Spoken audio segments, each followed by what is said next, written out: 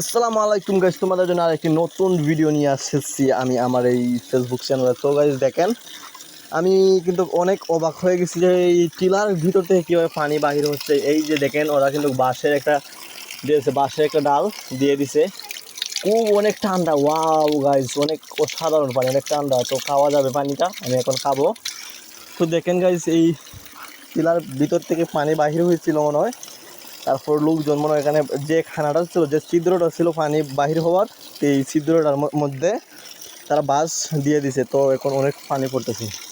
দেখুন, এখন আমি পানিটা খাবো গাইজ। ওকে, তাহলে এই ধরনের ভিডিও পাওয়ার জন্য, দেখার জন্য তোমরা কিন্তু আমার এই চ্যানেলটি কিন্তু ফলো দিয়ে রাখবেন। Okay guys.